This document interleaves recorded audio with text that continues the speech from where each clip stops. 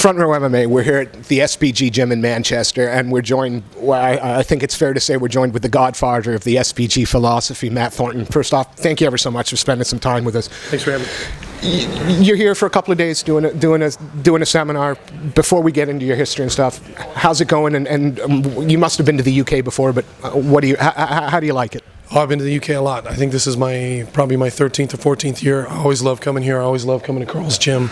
There's a lot of good athletes on the mat, black belts. Everybody's picks up everything I teach real quick, so it's always fun.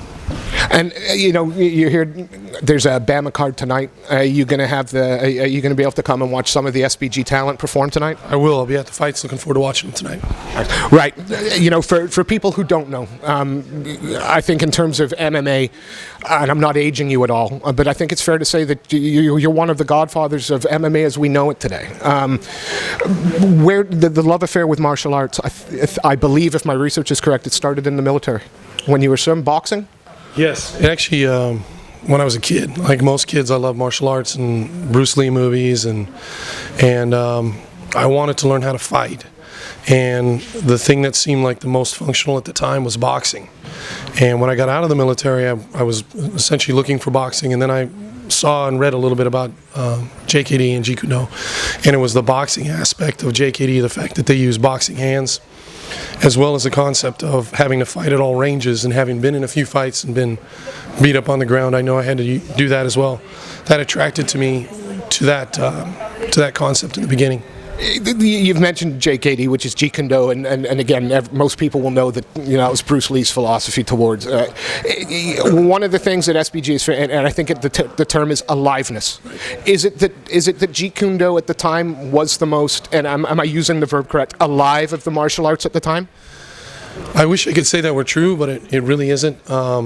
They would do things that were alive. They would have kickboxing and Muay Thai. They would integrate arts that are alive, which, by and large, all alive arts are combat sports, because results matter in sports, just like they do in the military and business. And so they have to train in a realistic fashion. But unfortunately, they would mix it in with other arts, which are dead pattern arts, which would be the same as any other traditional martial art. And I don't think it was the approach was really understood by more or less anybody, in the sense that what we should be looking for is the art of movement and applying science to martial arts in terms of training methods, in terms of delivery system, and understanding how the body moves. And instead it became either a mimicry of Bruce Lee's personal style, which is a bit silly, or like a buffet approach where we could take a little bit from Silat or a little bit from here and kind of mix it together, both of which missed the boat. And what JKD should have been really is what makes martial arts is, absent all of the different rules from the different structures, and what I think SPG became, only because from the beginning till now I've tried to stay true to my original intent of learning how to fight and being able to teach people how to fight. We've both used the word, only because I did some research, not because I really knew, but we've used the word alive and aliveness a lot. For people that's just a word, how do you summarize that? What does that mean? Sure. Back 15, 20 years ago, people would say, what art is better? Why does this style work? Why does that style work? And they were missing the point, which is epistemology. It's never about the conclusion we arrive at. It's how we arrive at the conclusion that matters. You can arrive at right conclusions, but if the epistemology you used to get to those conclusions was faulty, you're essentially lucky. And so we always want to make sure that our epistemology is correct. And in martial arts, the epistemology is the training method. And so for the training method to be functional, it doesn't mean sparring. A lot of people mistake that. It doesn't mean rough. It doesn't mean full contact. It means timing, energy, and motion, which are essentially three words, three different explanations for the same object. And anything that contains timing, energy, and motion is alive. All combat sports, Muay Thai, Judo, Brazilian Jiu Jitsu, wrestling, boxing, by their very nature contain alive training, because they have to, because the results matter, because they have self-correcting mechanisms, which is competition. If you take the self-correcting mechanism out, things devolve really quickly, because, excuse me, I lost my voice, but because there's no way to test it.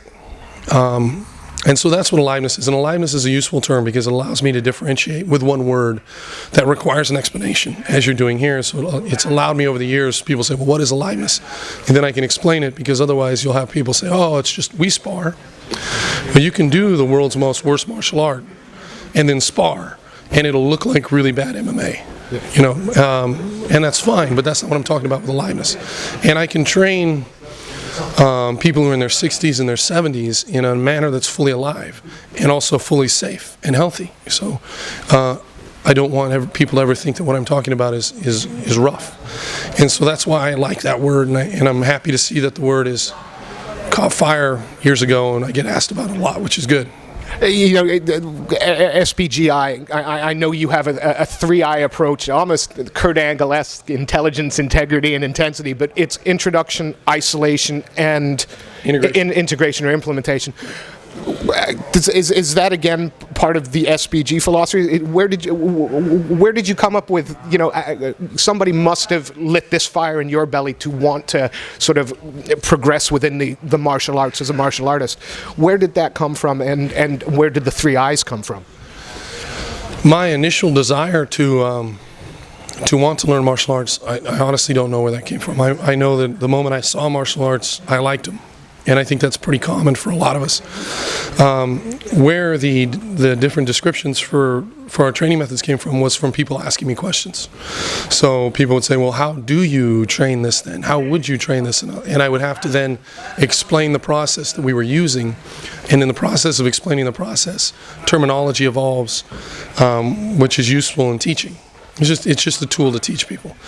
So that's what the I method is. You know, you introduce it to people would say, well, you can't just immediately throw people in the water and have them sparring right away. No, we don't do that. First you learn the movement, and in the process of learning the movement, there's no resistance.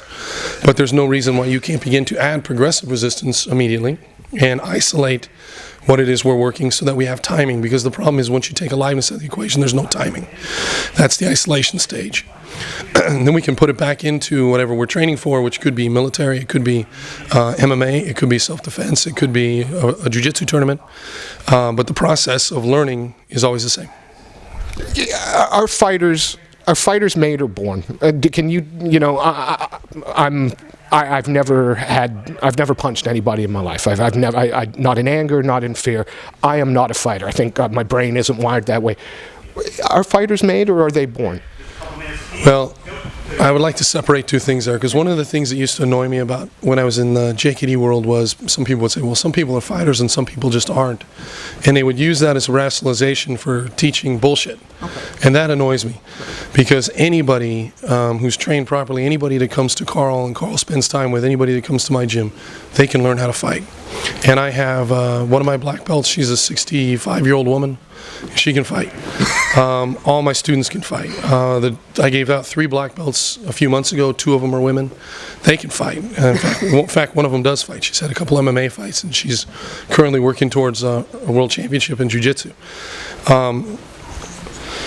Having said that, there are a group of people who enjoy fighting in the cage, and they're not doing it because the buddies around them are pushing them to do it.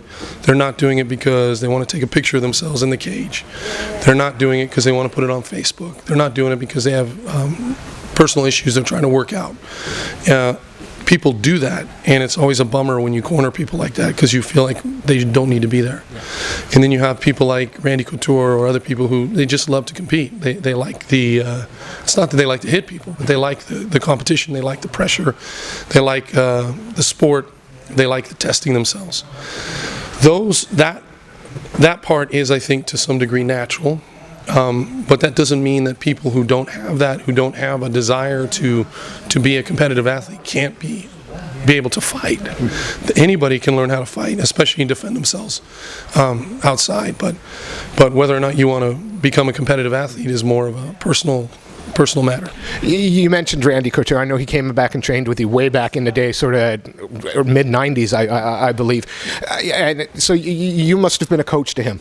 My next question is about the people that have coached you. One name jumps off, as an MMA fanboy, a couple of names jump off the list for me. The first one's got to be Rickson Gracie. Mm-hmm. We're big fans of Joe Rogan. He's obviously a big fan. You received your blue belt Yeah. under you know, that family's legacy, and he himself as a coach. Did you take anything from his practice that you put into as a coach or in a practitioner? Oh, for sure. I mean, first thing I'd like to say is I didn't coach Randy. We mutually trained together. No, it's okay. But I mean, I was more of a sparring partner. I did show him some jiu-jitsu, and he showed me a lot of wrestling. But he came to me already amazing, you know, world-class wrestler. Rickson, yes. Rickson gave me my blue belt. I met him, I think, in 91, 92. And yeah, he's had a huge impact on how I think about jiu-jitsu, because the way he spoke about jiu-jitsu, the way he taught jiu-jitsu is kind of what I've modeled ever since. My other coach, Chris Outer, gave me my purple, brown, and black, and he's had obviously the biggest influence on me. But from the very beginning, wanting to learn the art the way Rickson teaches it, in where it's related to fundamentals that transcend environment, transcend body style, transcend gender. Everybody needs to learn these things, and Rickson tends to focus on those things, and also the aliveness concept. To be honest with you, he would talk about, in the beginning, he would say, jiu-jitsu is about timing, and sometimes I'll roll for. He would be explaining to people how he gets better, because you'd be wondering how he could get better, when at the time he was so much better than anybody else. I mean, there really was only maybe less than, you could count the American black belts on one hand. So, you know, who are you training with? And he would explain that he would roll and only work for one thing. So he's isolating just one movement, but he's doing it with timing. He's doing it in what I would call an alive manner.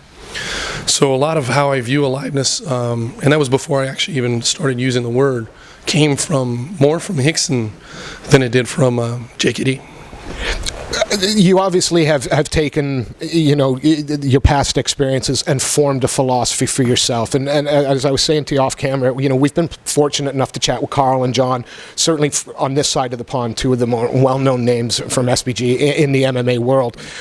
And it's the thing about it is, if I change the accent, the message and the theory is the same. If you could sum up the SBG philosophy succinctly, what is that philosophy, and how did you find these people from all over the world? Did they come to you? How did that work? They found me, and we kind of ran into each other. But it is true, and there is definitely an SBG philosophy and an SBG mindset. And basically what it is applying science to fighting. I'm interested in, the only things that really interest me personally are the core mechanics that make all fighting work. On the ground, there are a few basic mechanics, physical principles.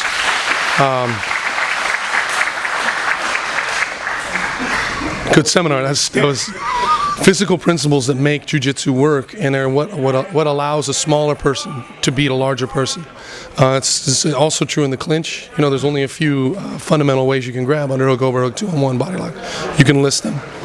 And a few fundamental pressures. So the way I would think of it, if you think of jiu-jitsu as a tree, each position there's the base of the tree, and then there's the posture. If the posture is correct, you have leverage. That's the trunk of the tree.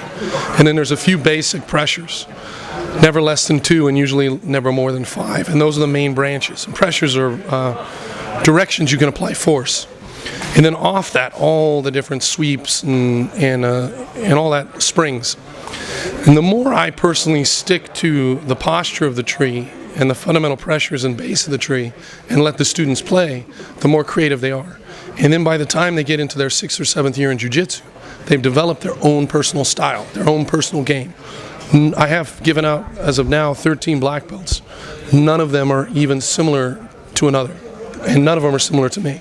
But they all have rock solid fundamentals. Kavanaugh, obviously John, Carl, rock solid fundamentals, but completely different games, like they all do, and all of their students do. And that's because, you know, people have this misunderstanding that, I think just because of the word fundamental, they think that we're sticking to a strict style. And in reality, what we're showing people is the science behind the martial arts, and letting people then take that science and develop their own style, which ironically is what JKD was supposed to be, but what SBG actually is. You know, we've talked about philosophies. You have more than just a philosopher in terms of the martial arts. It's something you've lectured, you've guest lectured at some of the sort of bigger universities in the States. Is it that you just have an interest in the way things work? Again, there has to be something in the core of you that draws you to to these things. You know, to think about, you know, the purpose of skepticism or, you know, non-religious, but something has driven you there. What was it that sort of opened your mind to all of these things? That's a good question. I think in the beginning when I said I wanted to learn how to fight, what I wanted to learn was the reality of fighting. And what I'm primarily interested in is things that are true. And things that are true, what's important about them is how we arrive at them. Again, epistemology, how we arrive at our conclusions as opposed to what the conclusion is itself. So what really fascinates me personally at a deeper level is critical thinking, science, the methods we use to arrive at our conclusion. I've for whatever reason, because the trajectory of my life, have pursued that goal through martial arts up till now. But I'm interested in it in all aspects. I'm interested in skepticism. I'm interested in critical thinking, which I think is one of the most important things we can help our fellow human beings learn how to do to solve problems and relieve suffering, is teach them how to think critically. And so that's what leads me to philosophy and science and the different aspects. And again, it seems that that's something that all of the sort of the big coaches at SBG share a passion for, is the sort of the world outside MMA, but always bringing it back. Again, is that something you do whenever you read a new book or you see a new theory? If it's something that you feel you can work with, do you always try to draw it back to MMA, or do you separate the two? If it applies to MMA training, and it usually does, then I definitely try and bring it back in.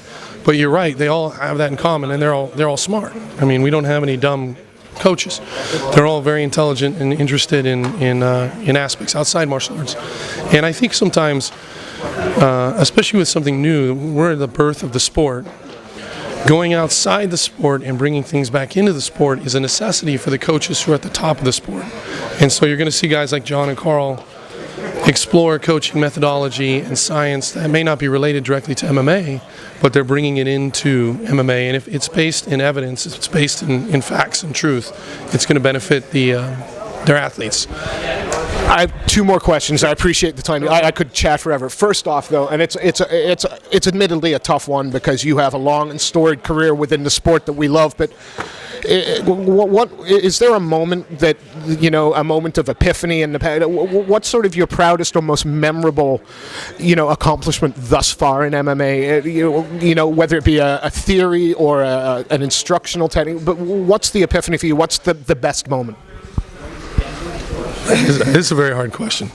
I don't have a best moment. I guess the thing that I'll probably that brought the most value that I've ever done is articulating concepts of aliveness. The thing I'm personally probably the most proud of are my coaches and black belts that I've given out, and the quality that they are and what their athletes do.